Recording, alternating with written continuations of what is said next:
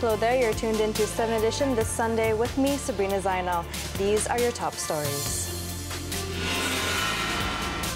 Toddler taken hostage in Sabah, situation under control. 8-year-old boy dies inside container in tragic blaze. And MCMC probes alleged vote buying in Cameron Highlands by-election.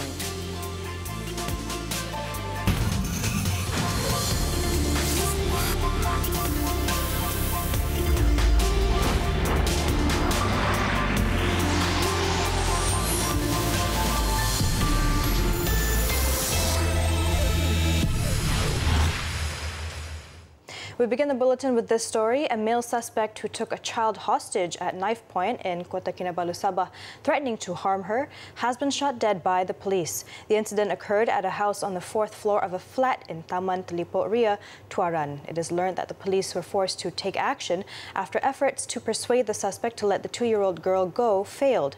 Now, the drama unfolded at about 1 p.m. when the man who was armed with a knife forcefully took the girl who was playing along the corridor of the apartment block to the 4th floor of the apartment building. The suspect became agitated and threatened to throw the girl from the building upon seeing the police and firemen arriving.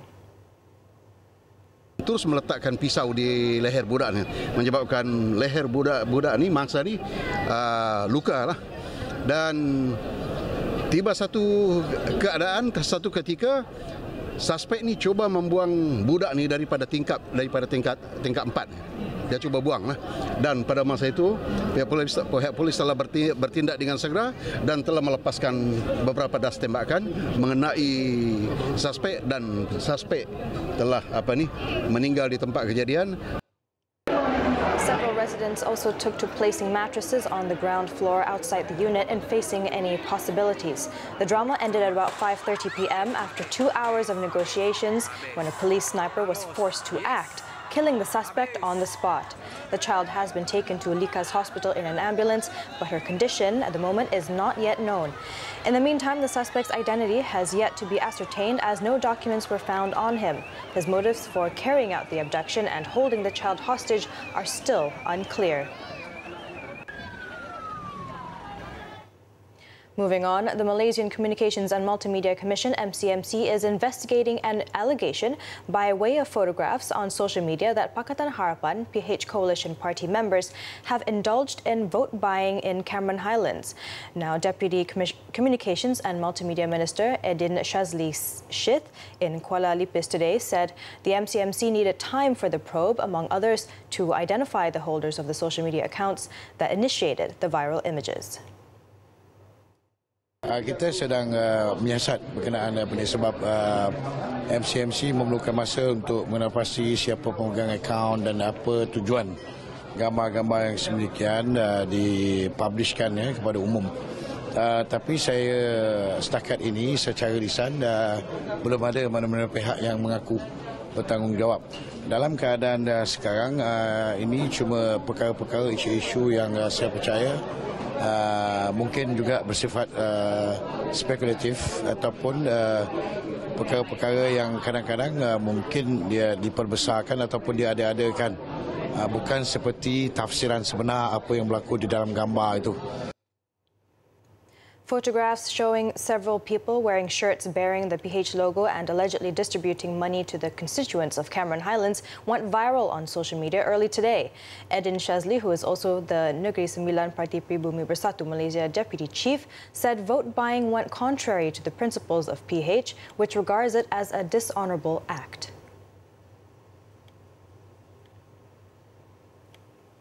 Voters in Cameron Highlands go to the polls on January 26th in the by-election.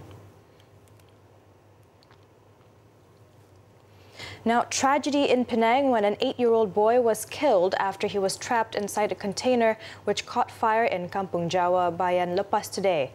The charred remains of Muhammad Saifuddin Ali Subahan were found at 12:40 p.m.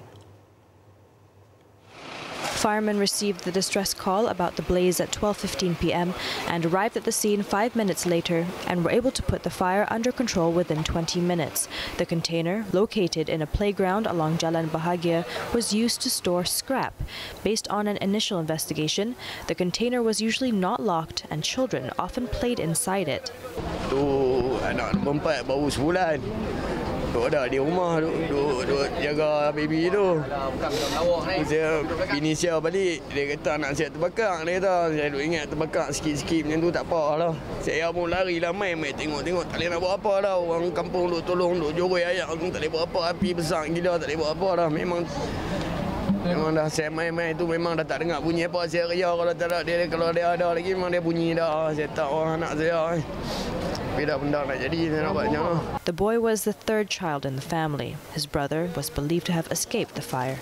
An investigation into the cause of the blaze is underway. In the federal capital, the body of a man believed to have been murdered was found under a bridge near Pasar Pudu off Jalan U this morning. Dangwangi Deputy Police Chief Superintendent Rudy Abdullah said police were alerted about the case at 8:07 a.m. Initial investigation showed that the victim, in his 30s, believed to be a foreigner, was found near rubbish piles dressed in a grey shirt and blue jeans. Police have yet to ascertain his identity as there were no personal documents found on him. The forensic department conducted checks on the body and found one of his right toes broken, bruises on his left eye and left ribs, as well as wounds on his back. Police believe the victim may have been murdered at another location as no blood stains were found at the scene and on the victim's clothes. Further investigation is being conducted under Section 302 of the Penal Code for murder. The body has meanwhile been taken to the Kuala Lumpur hospital for a post-mortem.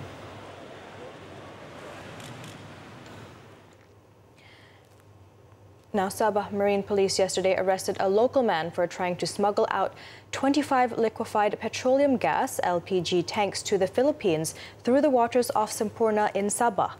The gas tanks, worth more than 15,000 ringgit, have also been confiscated. Now, the 25-year-old suspect was nabbed at 12:50 p.m. as he was using a pump boat and acting suspiciously. The Sabah Marine Police said an initial probe revealed that the suspect failed to produce any valid documents or approval from the Domestic Trade and Consumerism Affairs Ministry to bring out the controlled items. The suspect is being held for further action and the case is being probed under the Control of Supplies Act.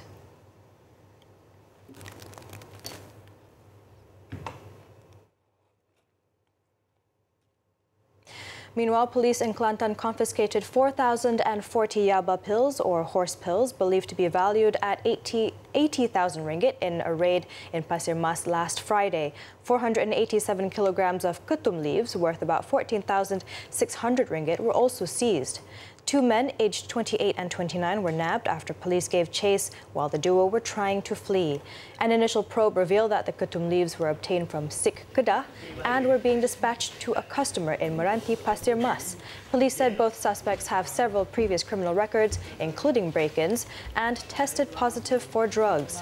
The duo were being remanded for a week from yesterday while the case is being probed under the Dangerous Drugs Act and the Poisons Act.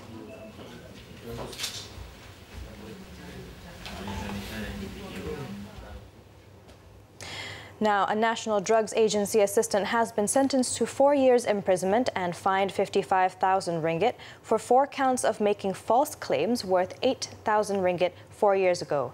Muhammad Fatia Putra Hamzah pleaded guilty to the charges read before Judge Kamarudin Kamsun at the Johor Bahru Sessions Court earlier today. The court also ordered the accused to serve another 24 months if he fails to pay the fine. According to the first, second and fourth charges, Muhammad Fatia, who worked at the agency's Segamat office, was accused of abetting a private company owner, Nur Azam Khalid, in providing false documents on February 15th and March 10th, 2015. The documents were on several programs which never existed. For the third charge, he was accused of committing this same offense on February 27th the same year by providing another false document on another program between April 9th to 11th, 2015. Nur Azam, however, claimed trial to all 4 charges. The court granted the businessman a bail of 10,000 ringgit with 1 surety and set February 13th for remention of the case.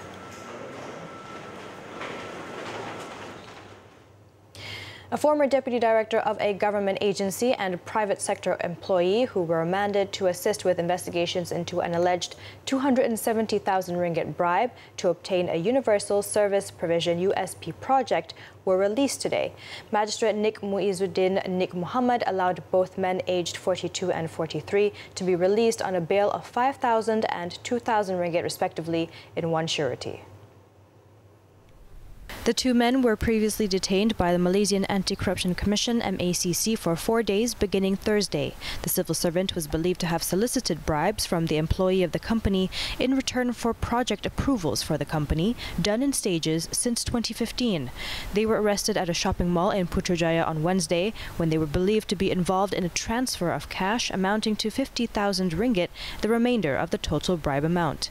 A USP is part of the government's efforts to expand communications and multimedia networks in underserved areas.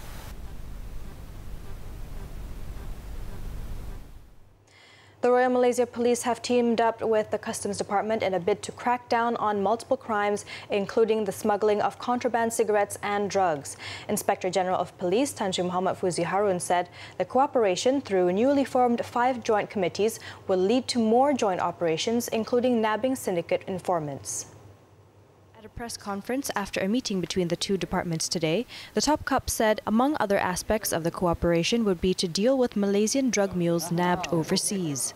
Kita juga telah bagi jaminan untuk mengambil langkah-langkah proaktif berkaitan dengan ancaman toto yang banyak menjejaskan penugasan pihak Jabatan Kastam di Raja Malaysia.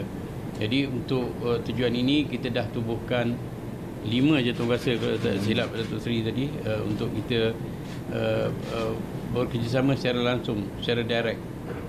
Tetapi sekarang kalau kita tengok dari segi ancaman-ancaman kepada negara, keselamatan negara, ya, bahan-bahan terlarang, khususnya kemudian dari segi keganasan, ya, trade-based money laundering, ya.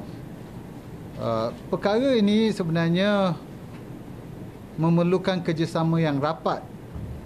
Datuk Sri Subramaniam added the police have also agreed to provide more security for customs officers manning the border checkpoints nationwide. He said the department will also step up their operations against smuggling of illicit cigarettes and alcoholic beverages. In other news, the Health Ministry has been urged to consider the implementation of the smoking ban at workplaces and closed areas and offices, specifically toilets. National Institute for Occupational Safety and Health, NIOSH Chairman Tan Sri Lee Lam Thai, however, said this matter should be thoroughly discussed between the ministry and employers. Speaking to reporters after flagging off My Jantungku Run 2019, runners at Complex Sukan Air in Putrajaya today, he said the actions of some smokers who smoke in the toilet could be detrimental to other people's health. If they want to smoke, please go outside the building, but don't smoke inside the building, even in the toilet. Because for those who are non-smokers, when they go into a toilet, it's full of smoke and it takes some time for the smoke, to go off. It will be a very, very bad experiences for them and will certainly affect their health.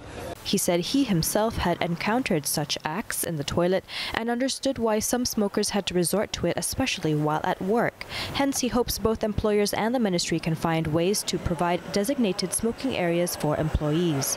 A total of 23 areas are currently designated as no smoking zones under the control of tobacco product regulations. These include entertainment centers, theaters, elevators, public toilets, air-conditioned eateries, public vehicles, airports, government premises, and any area used for the purpose of assembly. When we return, a Grab food-themed wedding goes viral. The details next.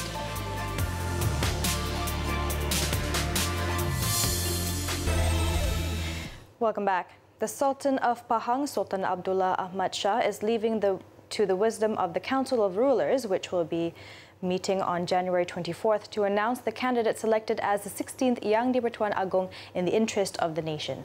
Sultan Abdullah was commenting on the possibility of him being chosen as the next Yang di-Pertuan Agong after he was proclaimed as the 6th Sultan of Pahang effective yesterday. ketika ini saya tak dapat nak menyatakan lagi. Kalau sudah pun tercatat saya ke situ, ke situlah saya. Dia ada surah. Dalam surah Yasin kan, ayat 82. Patut kita semua tengok ayat itu. Baru kita faham apa maksud saya. Saya berdoa supaya pilih yang terbaik. Tak kira proses mana sekalipun, berdoa supaya pilihan itu pilihan yang terbaik untuk negara. Tak kira siapa sekalipun.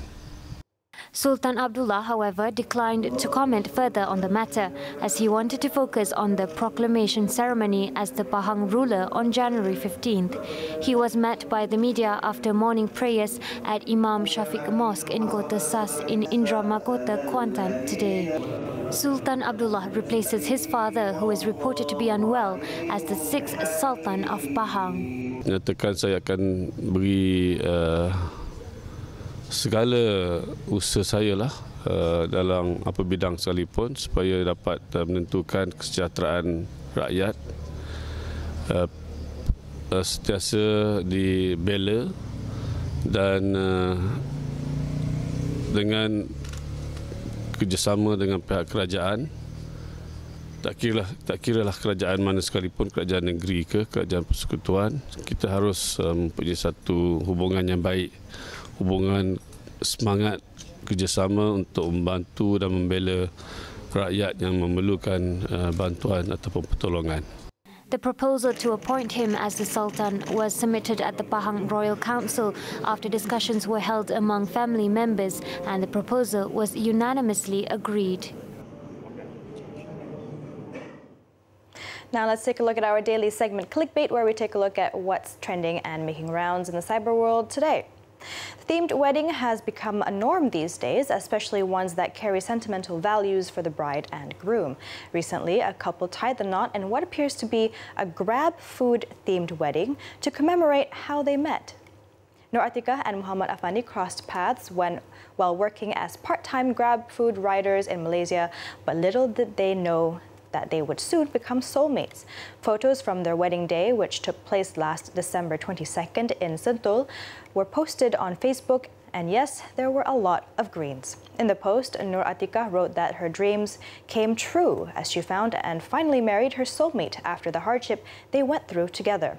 She added that even though Grab food has its ups and downs, their love remained strong. The couple were also spotted with their fellow Grab food colleagues who played the part in keeping their green uniforms on. Later in the day, Grab Food Malaysia themselves congratulated the couple on their marriage. Now next, lions are widely referred to as the king of the jungle, and their presence could prompt double the fear among humans. However, a recent video of these powerful animals parading peacefully through a wildlife park went viral, and it might actually change that perception. Perhaps the king of the mankind? Take a look.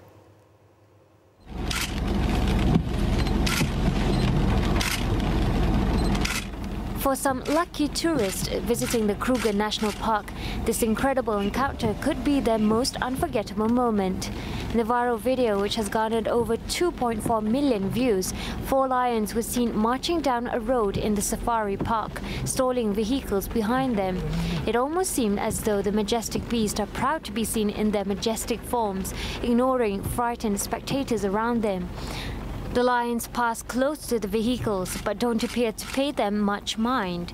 The drivers were seen patiently waiting for the creatures to move, though it was reported that the scene caused quite of a major traffic jam. While it's definitely a sight worth the wait.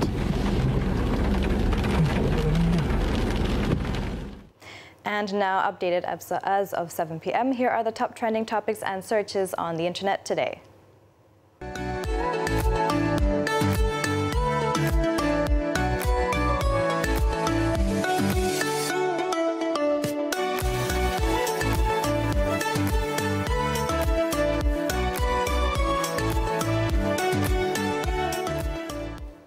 Humanitarian organization Syria Care aims to raise a total of 500,000 ringgit to assist victims at the refugee camps in snowstorm-stricken Arsal, Lebanon.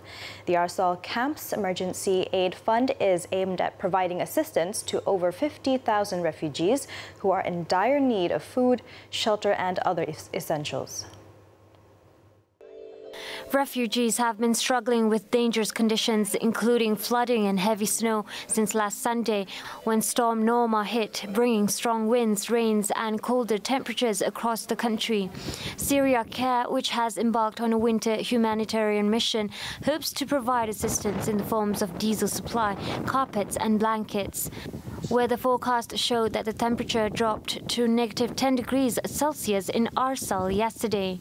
500,000 tu mungkin besar bagi kita, tetapi apabila kita nak tukarkan dengan USD dan kita nak memberi keperluan mereka, ianya tidak menjadi terlalu besar. Keperluan satu keluarga untuk sepanjang hari mereka memerlukan dalam 20 liter diesel. Ya, 20 liter diesel ni kalau di kawasan lain boleh bertahan untuk seminggu, tetapi di Arsal hanya untuk satu hari, dan itu saja sudah menelan kos lebih kurang dalam 14 USD. Itu baru satu rumah.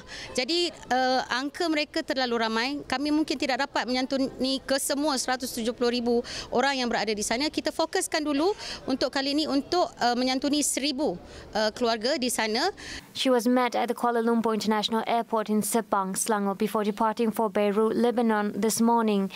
5 Syria Care volunteers and 2 media personnel took part in the mission, which saw them depart on the Turks Airways at 9:30 a.m. local time. For those who wish to contribute may do so to Syria Care's bank accounts as shown on your screen, or log on to its website for more information.